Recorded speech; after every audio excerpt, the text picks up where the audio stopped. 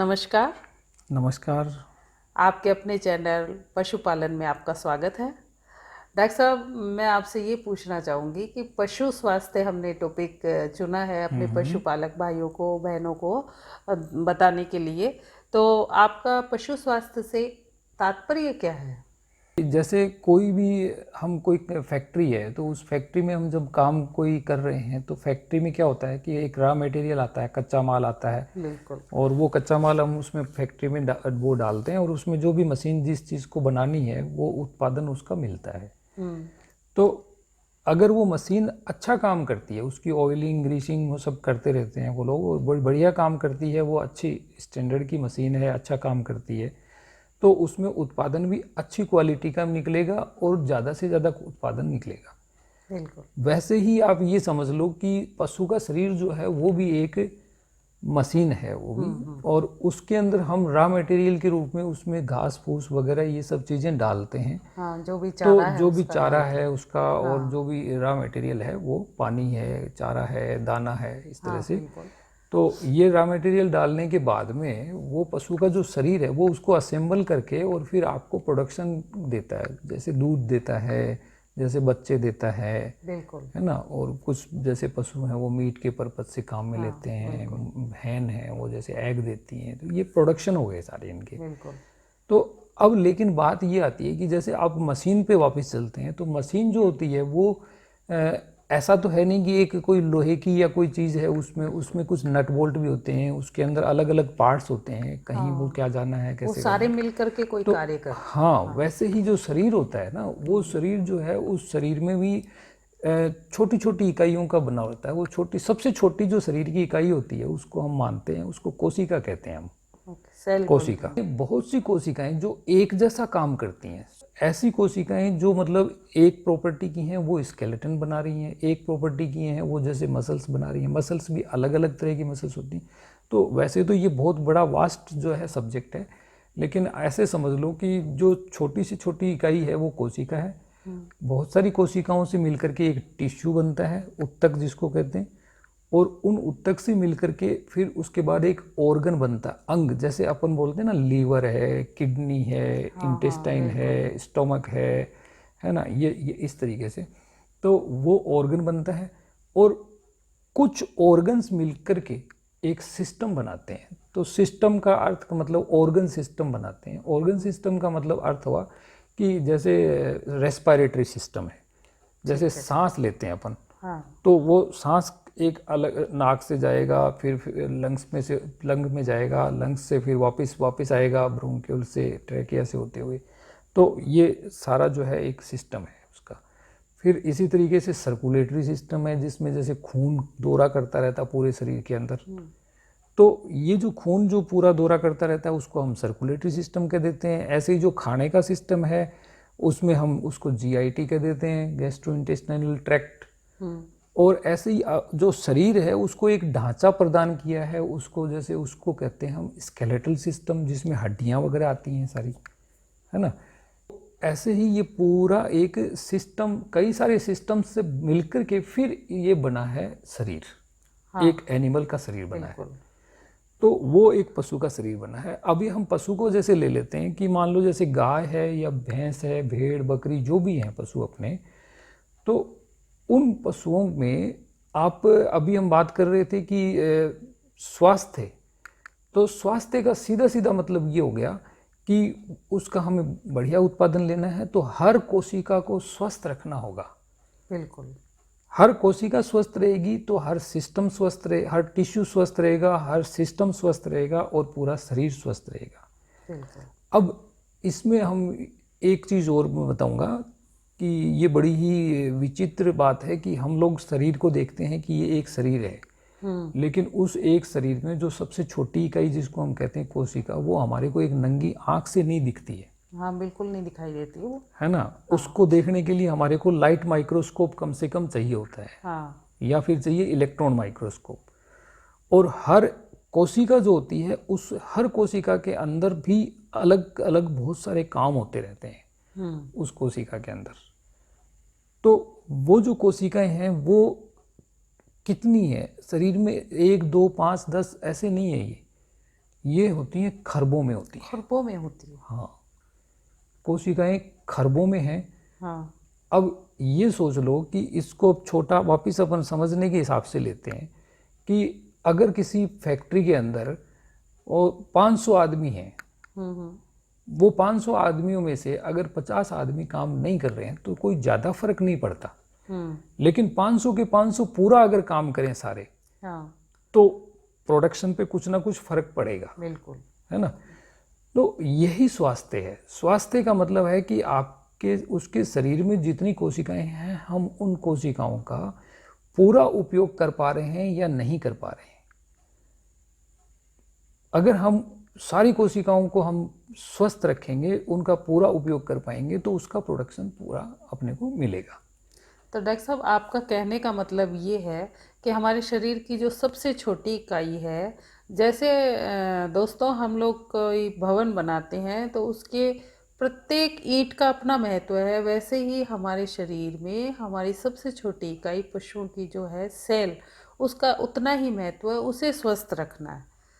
अब मैं आपसे ये जानना चाहूँगी कि आपने इसी टॉपिक को क्यों चुना?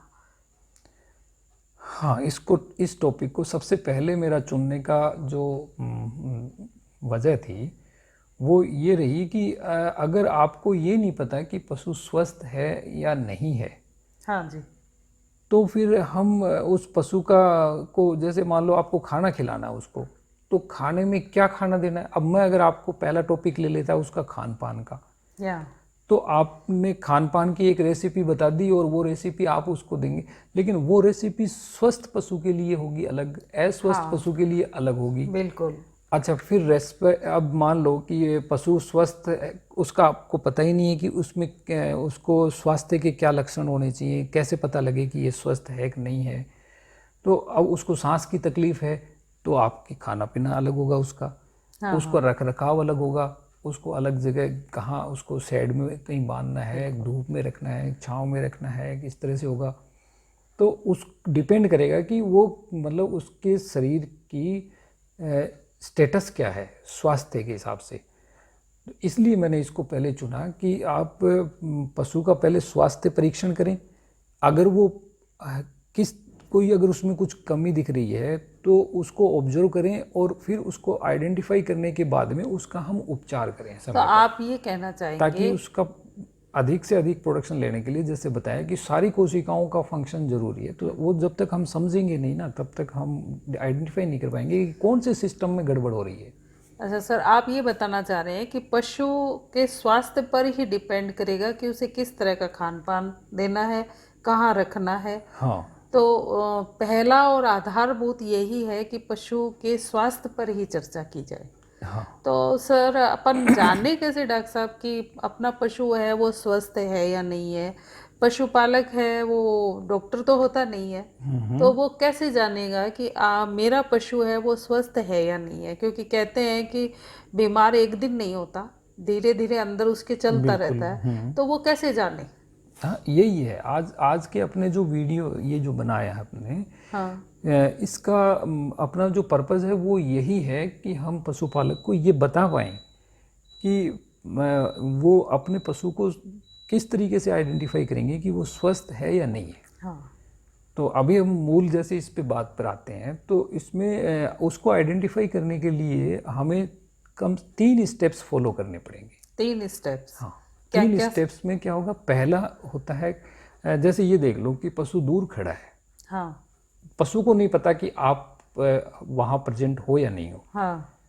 उस कंडीशन में आप पशु के हाव भाव को देखते हो, तो उसको हम ऐसे एक टर्म दे देते हैं, ऑब्जर्वेशन। ठीक है ना। अच्छा। तो पशु को हम दूर से ऑब्जर्व कर रहे हैं, सिर्फ पशु को नहीं पता, पशु की जो नॉर्मल एक्टिविटीज़ हैं वो अपनी कर रहा है। तो ऑब्जर्वेशन में और हम क्या क्या करेंगे? हाँ, 1 मिनट में आपको तीनों स्टेप्स बता दूं। हाँ। हाँ। तो पहले उसका हम ऑब्जर्वेशन कर रहे हैं। ऑब्जर्वेशन के बाद में फिर हम पशु के पास जाते हैं। हाँ। पशु के पास हमें ऑब्जर्वेशन में कुछ गड़बड़ लगता है, अगर हमें ऑब्जर्वेशन में सब ओके है देन ठीक है। अगर लगता है कि ऑब्जर्वेशन में कि कोई कमी है, जैसे अभी आगे डिस्कस करेंगे अपन। हाँ। हाँ। तो ऑब्जर्वेशन के बाद में अब हमारा जो दूसरा स्टेप आता है वो आता है फीलिंग। फीलिंग। फीलिंग मतलब हम पशु के पास जा करके और पशु की को उसकी फील करते हैं, मतलब उसे अपन महसूस करते हैं। अब ओके। जब हम पास जाते हैं तो पशु को पता है कि भाई कोई अपने पास आया है, हाँ। तो उसके कुछ रिएक्शंस अलग होने चाहिए। तो अगर वो स्वस्थ होगा तो उसके अलग रिएक्शन होते हैं, हाँ हाँ और अगर वो अस्वस्थ है तो उसकी कुछ अलग रिएक्शन हो सकते हैं। बिल्कुल। तो वो होती है फीलिंग्स, अच्छा। है ना। फीलिंग्स में हम उसको पास में खड़े होकर के हम उसको देख कर, फिर उसके बाद में हम उसको महसूस करके, उसको जैसे हाथ रख करके देख सकते हैं। फिर उसके बाद में उसकी और फीलिंग्स का इन द सेंस आप उसको पूरे शरीर को आप एक तरह से अब फिर से एक ऑब्जर्वेशन कर रहे हो, लेकिन अभी उसकी फीलिंग्स में वो महसूस कराएगा आपको। जब आप उसके पास जाओगे, अगर उसको मान लो पेट में दर्द है तो वो थोड़ा बहुत उसका ध्यान वहाँ रहेगा, तो आप उसको महसूस करोगे वहाँ पे। तो ये सब चीज़ें मतलब होती हैं उसमें, फीलिंग्स में वो आ जाती हैं। फीलिंग्स में आ जाएंगी।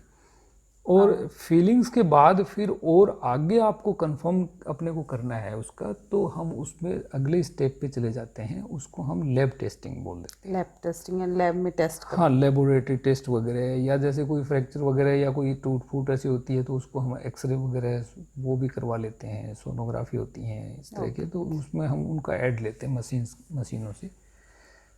तो मैं ये पूछना चाहूँगी, आपने पहली विधि बताई कि ऑब्जर्वेशन, लेकिन ऑब्जर्वेशन में आप कह रहे हो हम देखें, लेकिन क्या क्या देखें हम उसमें, उस पशु में क्या देखें हम? बिल्कुल, अभी हम मुद्दे की बात पे आते हैं। तो ऑब्जर्वेशन में अभी हम जैसे दूर से देख रहे हैं, जब जानवर वहाँ अपने खूंटे पे वो अपने खड़ा है या बैठा है जो भी है, तो जब पशुपालक हैं वो अपने पशु को जब रोज़ दिन देखते हैं तो उन्हें पता रहता है कि आज ये कुछ अलग एक्टिविटी, अलग तरीके से बैठा है, ये अलग तरीके से कुछ खा रहा है। तो उसकी खाने की एक मतलब हर पशु की एक हैबिट होती है, आदत होती है, जैसे मनुष्य की होती है ना, वैसे ही पशुओं की आदत होती है। तो उसमें क्या करोगे कि आपकी भाई पशु के पास को दूर से देखोगे, दूर से का मतलब मैंने ये बताया जैसे ऑब्जर्वेशन में उसको पता नहीं लगना चाहिए कि भाई आप ऑब्जर्व कर रहे हो क्या। पशु सुस्त है, आंखें बंद कर रहा है, बैठा है, या फिर वो एक हिस्से को जैसे दबा रहा है, तो आपको पता लग जाएगा कि जैसे एक हिस्से को अगर दबा रहा है तो इसका मतलब उसके कोई पेट में दर्द हो सकता है ना। और उठने में कोई दिक्कत हो रही है, इसका मतलब वो अस्वस्थ है। एक तो नॉर्मली उठ जाता था, अब आज उठने में कोई प्रॉब्लम कर रहा है।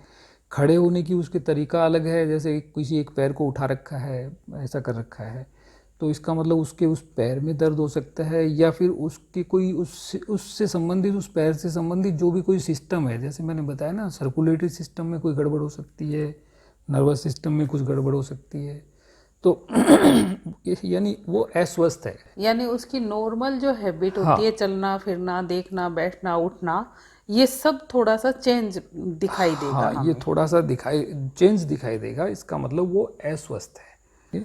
और फीलिंग जैसे आपने बताई दूसरे स्टेप पे, हाँ तो फीलिंग में क्या है, फील करना मतलब टेम्परेचर वगैरह इनसे संबंधित चीजें हैं ये? हाँ, ये सब चीज़ें भी होती हैं।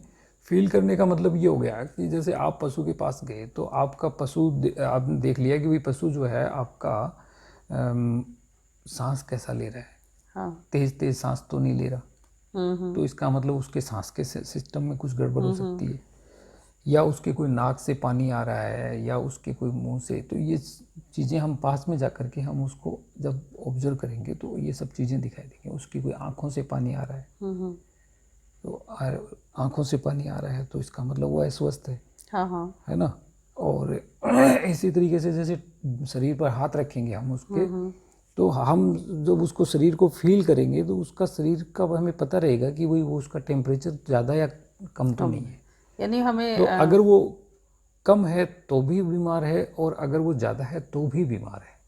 यानी नॉर्मल से ज़्यादा या कम टेम्परेचर हमें अपने फिंगर्स से महसूस हो जाएगा। कि दूर से जैसे हमने पशु को ऑब्जर्व किया तो उसका हमने बैठने उठने का तरीका देख लिया, उसका जुगाली अगर कर रहा है तो जुगाली करने का सिस्टम उसका देख लिया, किस तरीके से जुगाली कर रहा है। जैसे कोई रुक रुक करके कर रहा है, या जैसे कंटिन्यू जुगाली कर रहा है, या जैसे थोड़ा सा मुंह में ले लिया फिर वापस थोड़ा निगल लिया, जुगाली ढंग से नहीं कर रहा। अच्छा अच्छा। अभी ऑब्जर्वेशन के बाद में हम अगली स्टेप पे आते हैं, फील करने हाँ के जी। लिए। हाँ। तो फील करने के लिए हम पशु के पास गए, तो हमें देखो क्या क्या चीज़ों का ध्यान रखना है। सबसे पहले हम पशु के पास में जब जाएंगे तो हम उसके डिस्चार्ज देखेंगे, यानी उसके नेचुरल ओरिफिसेस जितने भी हैं उनसे डिस्चार्ज देखेंगे। डिस्चार्ज का मतलब उससे कोई पानी या कोई तरल पदार्थ वो निकल रहा है या नहीं। अच्छा, उसके तो नाक के वो में नाक से निकल सकता है, वो उसके मुंह से निकल सकता है, वो उसके आँखों से निकल सकता है, बिल्कुल। या उसके वो मतलब रेक्टम से निकल सकता है। जैसे गोबर है पतला कर रहा हाँ है ना, पानी सा गोबर करता है, कई दफ़े पतला दस्त बोलते हैं उसको, वो पतला दस्त, तो वो हो सकता है। या फिर उसके वेजाइनल डिस्चार्ज हो सकता है, बच्चादानी से भी कई हाँ, दफ़े कुछ भी गंदा मतलब गलत कहीं भी निकलता वो है। तो एक तो ये चीज़ें डिस्चार्ज देखेंगे हम नेचुरल ओरिफिसेस से। हाँ। दूसरी, उसके बाद में फिर हम उसका रेस्पिरेशन का देखेंगे, सांस। ओके।